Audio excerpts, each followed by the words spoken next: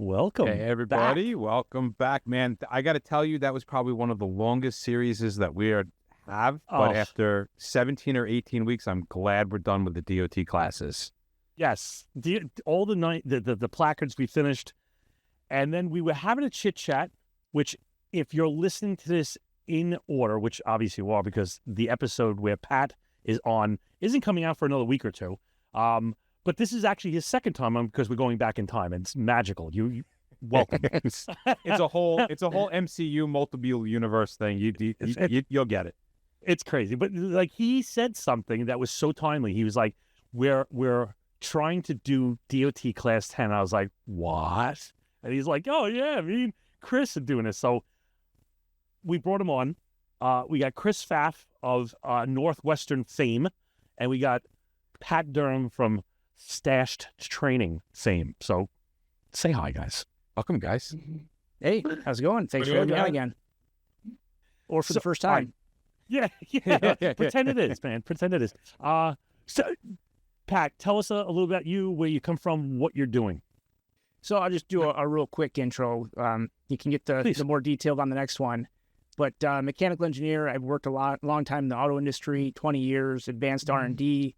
Started working on battery boxes, but I was also a fighter. I am still a firefighter. I'm currently a captain on my volunteer department here in Troy, Michigan, work north of Detroit. And I now do Stached Training full time. So I go around doing consulting on batteries, training on batteries, energy storage, electric vehicles, everything around that. Awesome. And Chris Pfaff.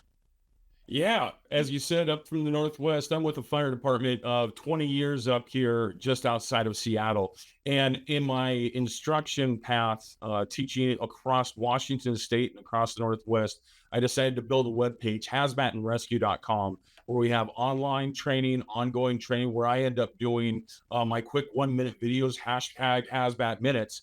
And I've been talking to Patrick, I've been talking to you guys and a lot of others about what we're going to be talking on this episode. But additionally, I was on the round table with you guys, and I ended up hanging out with a lot of people at a lot of the conferences across the country because it's an awesome opportunity for training.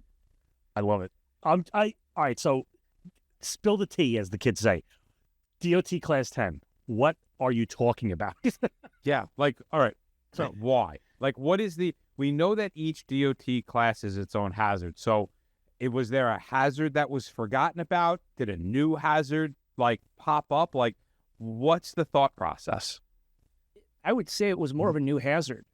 As I got into the training gig and started looking more into batteries, something kept popping up more and more on my radar, and it was these shipping containers or semi-truck trailers that were either having small deflagrations where on a good day they just blow the back door open, or a large deflagration like Birmingham, Alabama, where it blew the entire trailer apart. So as I was seeing more and more of these incidents popping up in conferences, not only hazmat conferences, but for example, SAE conferences, Society of Automotive Engineer conferences, I thought, man, something has to be done, and firefighters really need to understand what's in these trailers. And how does Yeah, let me pose this question really quickly to you, Mike. For lead acid batteries, where are we going to classify a lead acid battery in the DOT placarding system? I guess lead acid, I would go with corrosive, barring, I'm assuming that it's not a table one. The sulfuric acid, because of the electrolyte that's inside there. And that's a great thing that the DOT classification system has, which you guys have gone over with the past 18 episodes on all of the classifications, right? And as Patrick and I have been talking, and Patrick's been doing a lot of the thinking on this because he's the smart guy in the entire group here. As we go through this, what's the hazard of a lithium-ion battery? Well, the electrolyte isn't corrosive. Okay, well, is it flammable? But it's not that much. And listening to the EPA and the DOT, they say, hey, the aggregate amount, that's why a lead acid battery is a corrosive. It's because of the amount of the sulfuric acid that's in there. But there's not enough electrolyte in a lithium-ion battery to require any type of placarding. So we have to look at the hazards that lithium-ion batteries present in themselves. Well, why wouldn't you just go with the lithium metal, since we all know that lithium metal is water reactive? Patrick? Yeah, so lithium metal is really not in a lithium ion battery. So that's the biggest reason. What? When you Yeah, I know, it's a shock. But you look inside of a lithium ion battery, you've got two primary components. You've got your aluminum and you've got your copper.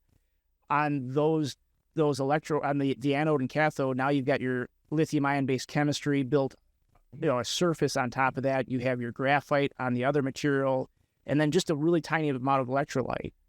So lithium metal really doesn't fit.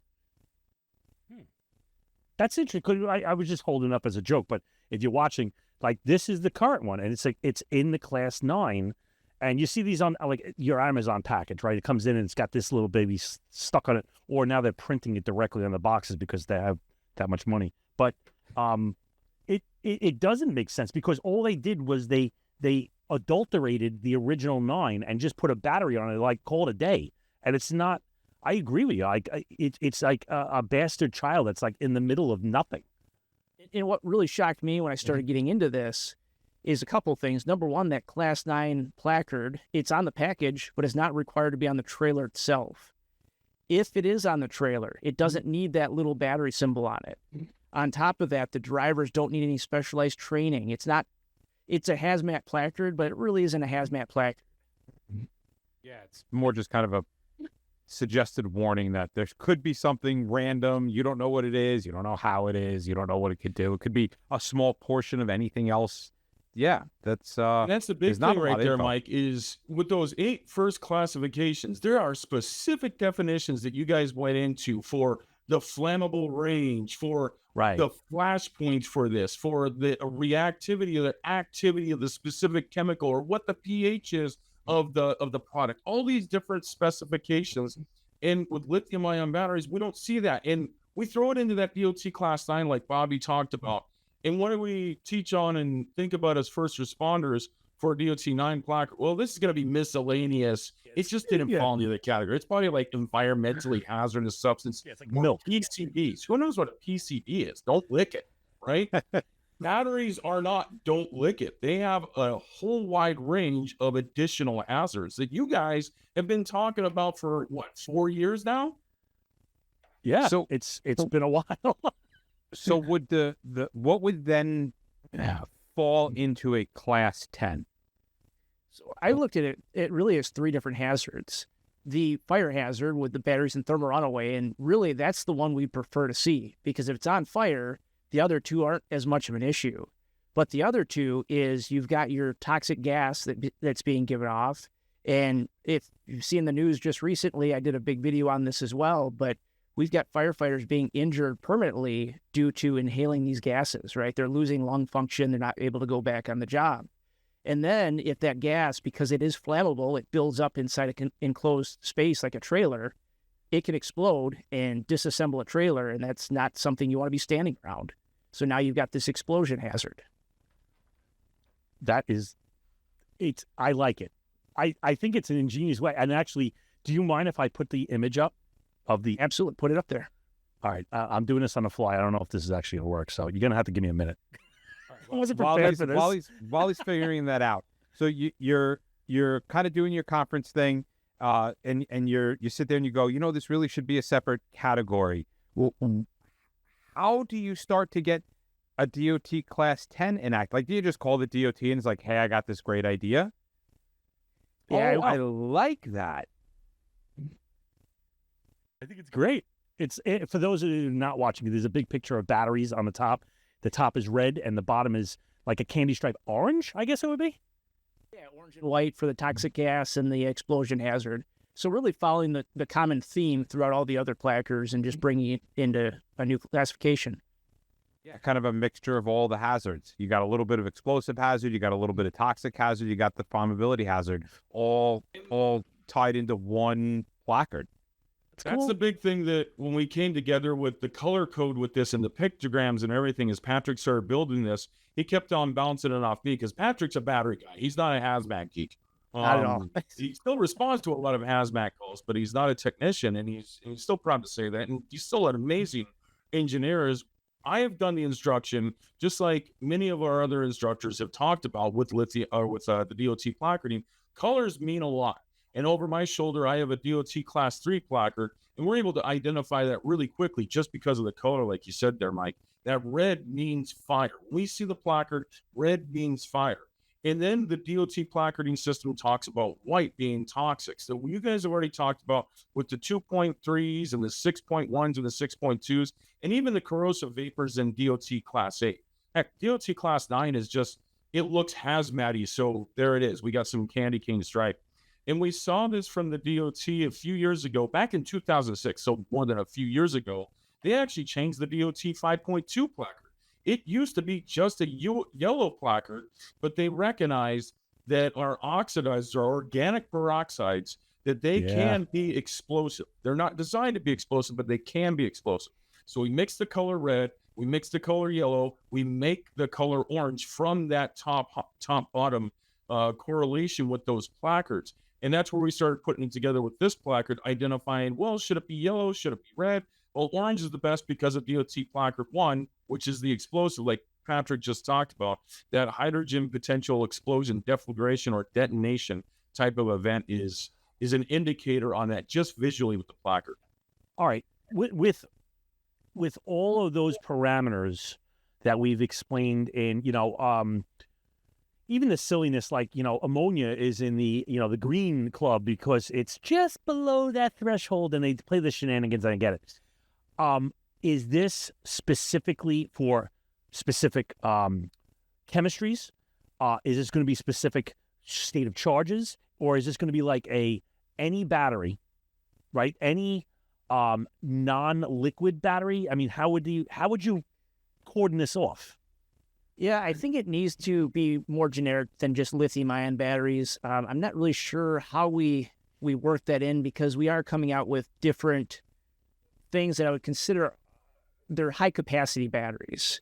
Mm-hmm. They're batteries like sodium-ion. I think that would fall into this category. I know they're playing with different chemistries around lithium-ion and actually pulling the lithium out, going back to some high-capacity nickel chemistries that are just brand new and just kind of getting into the laboratories right now. So I think it needs to be more generic on the battery, but I'm not exactly sure how we cap that off.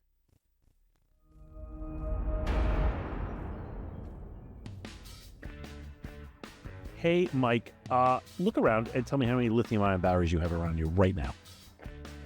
I've got about 7 or 8. See? Batteries are everywhere, and pretty much every fire department in the world is dealing with battery fires now on a regular basis. So we are very excited to talk to you about a new product that came across our desk, for lack of better words, that's proven to limit and control battery fire propagation. It's from a brand called the Geo, and it is chock full of hazmat experts who know that there's a better way for us, the first responder, to handle, store, and ship risk lithium-ion batteries. This product will solve your lithium-ion battery problems. It's lightweight. It works across all battery types, and we can say that it lives up to the hype because we tested it ourselves firsthand. It's called ObexionFR, and it's part of a 2-part system with a scientifically designed granular along with a UN-certified paler drum. More importantly, ObexionFR is proven to reduce the toxic IDLH gases that are emitted when one of these batteries starts to kick off. So all in all, it's going to help keep your team safe. Right. So go to thehazmatguys.dgo.com. That's thehazmatguys.dgeo.com. And we promised that we would look into a solution for the battery fire. Many companies have come and presented our products to us. There's been one really noteworthy one, and that is because it actually extinguishes the lithium-ion battery fires. It's going to work on multiple classes of fire. It's not this one-trick pony, but it's also going to prevent the fire from spreading, and it's going to prevent the lithium-ion battery from reigniting. Now, before that guy, there was a meme that came out. Somebody threw a rock into a moving washing machine, and it destroyed itself. And that was like this guy just coming into the hazmat conversation and just destroying the whole conversation because he has to say something. But if you care, in the show notes, we have the UL Class A and Class B and the BSI for 10 categories, including the lithium-ion battery studies. Now, we've put this through our own set of field testings, and I got to tell you, we were impressed with the results. So we encourage you to do your own myth busting. It's available in a variety of forms, so it's going to help integrate into whatever your current process is. Check them out at Fire Suppression Solutions or click the link in the show notes. What's the process? I mean, like, this is a bold move. You're going to have to, like, literally lobby the DOT to change, like, actually amend, millions of charts and stuff like that out there. Like, there's got to be a process, and the process is not short. This is a long slog. Yeah, it's going to be working, I think, more through Congress itself. I think we're going to have to go outside of the DOT and PHMSA. I don't think this is something we can do just kind of internally, especially in today's day and age where, they're trying to get rid of regulations. It's going to be a real big challenge right now to make this happen. But the first step's awareness, right? Getting it out there. And that's been a big thing that we've been working on. Patrick already has a bunch of videos out on his YouTube page, Stached Training, about this placard. We've gone to a few conferences. We've spoken about it. We have a co-authored article in Fire Engineering, I think it was in July of this year, where we talked about the DOT TIM placard as well as alternative fuel marking with support with Tim Ferretti on that. And we're going to be talking we're going away from the emergency response side. And in the next few months, we're going to be doing presentations at conferences for shipping and regulation across the country. And Patrick and I have already had a few conversations with some of our legislators. And you're right, Bobby, making or changing a law is literally an act of Congress. And yeah, I was going to say, it's like an act of Congress. Which just asking questions, but we see that there's an issue, and trying to get the contacts with members from PHMSA, the DOT, and more importantly, our representatives. We've had a few meetings already. We're going to continue some more meetings once the government opens back up to start pushing this through, so we can start seeing what this placard will be and what it's going to be defined for what batteries will be required to have this placard or this label on the outside of the non-bulk or the bulk vessel or the shipping container, and what the capacities are. Because Patrick said it perfectly. You don't see that DOT-9 placard on the majority of batteries. We're seeing every other week a semi-truck either explode or catch on fire from DDR batteries. And I'll let Patrick explain about that here in a second. But we do see a DOT-9 placard on energy storage systems specifically. So they do have a quantity and a capacity where they have to put a placard on the outside. But most shippers, they get below it.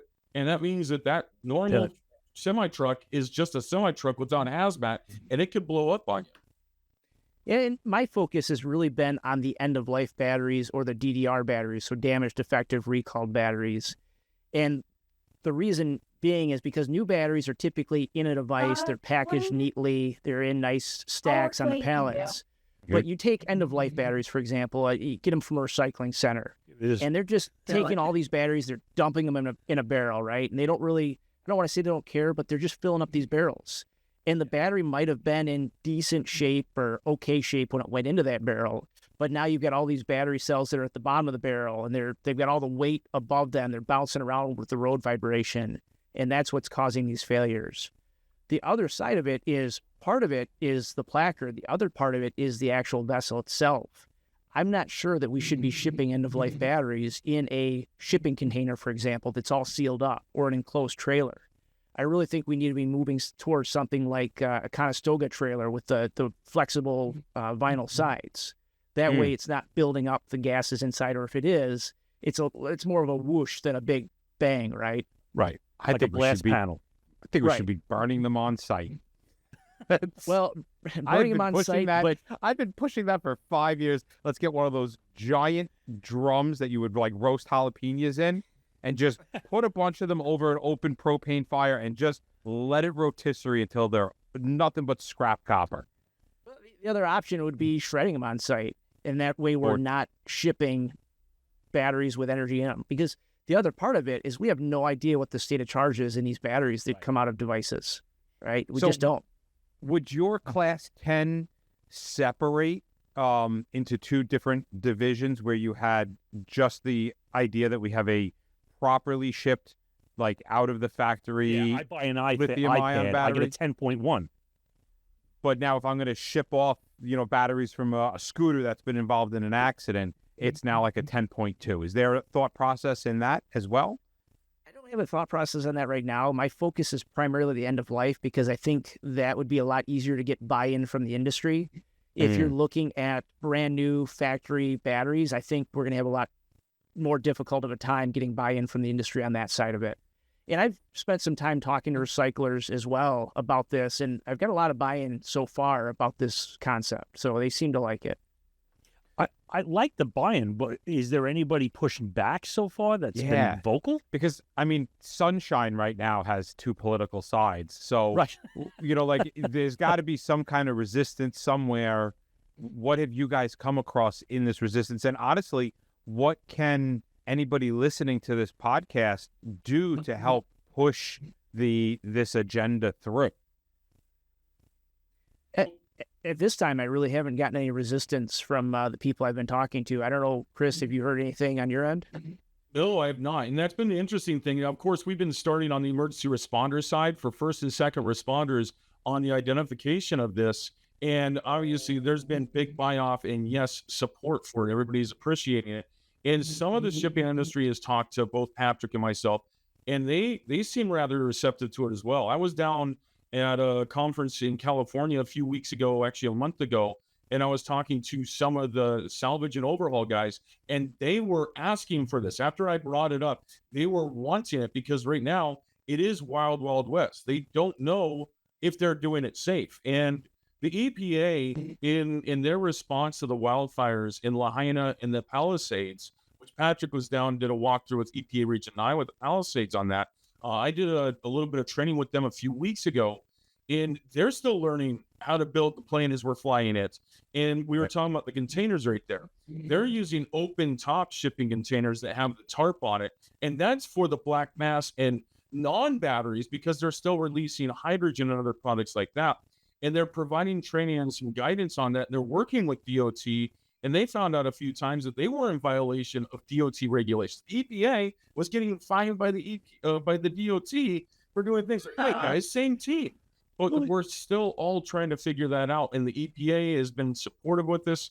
The shippers have been supportive of this. Like I said, Patrick and I are going to be doing some conversations with the shipping industry. I guarantee that there's going to be somebody and there's going to be groups out there that do push back.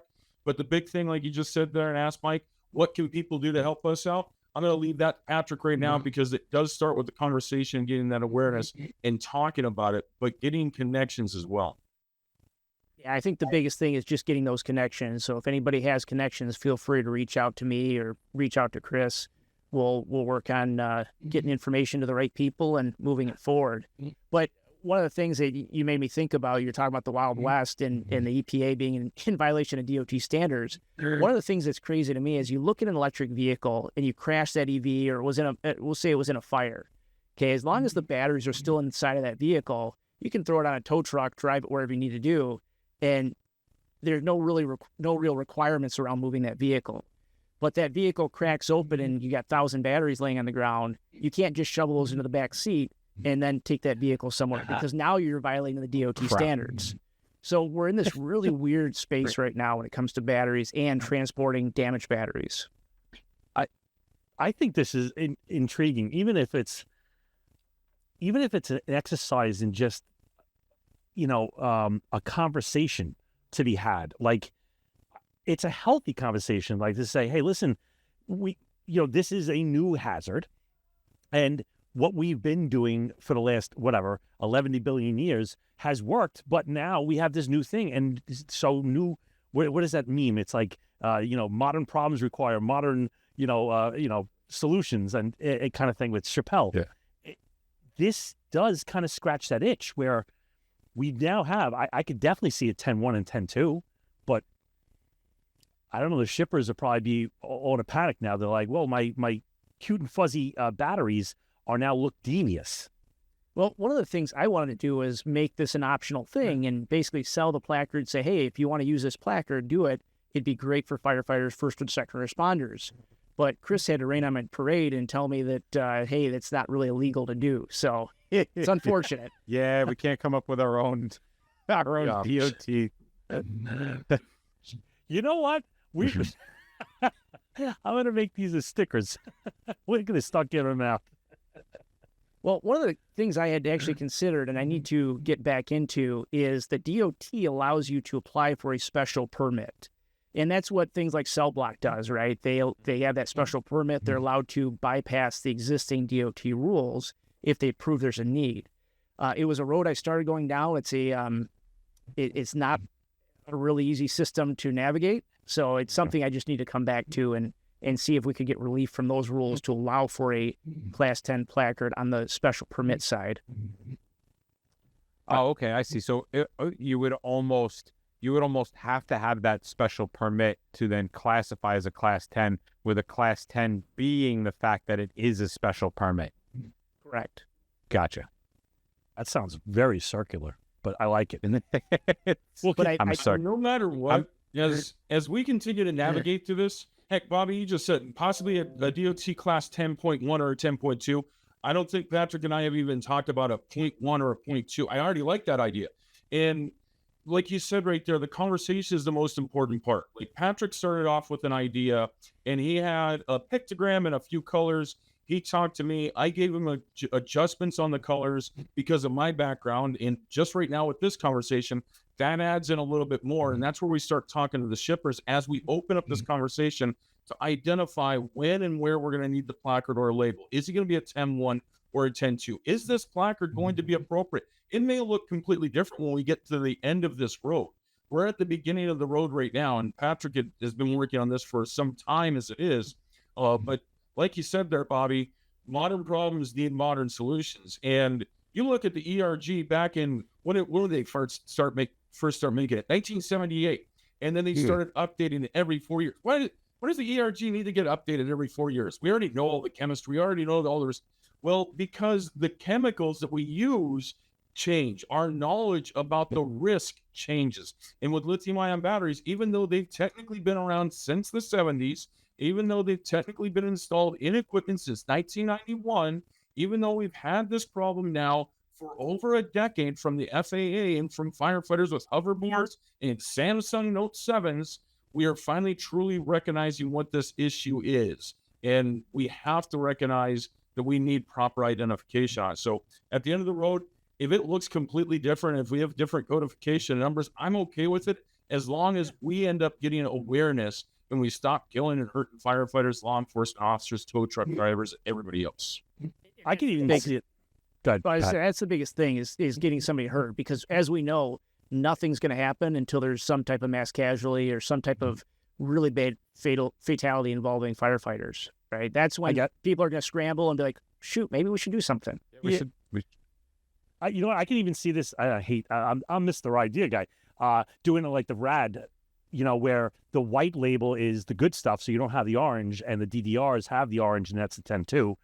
And I'm done with my ideas, so I won't. They start building up, and you're like, oh, what? It's like, yeah.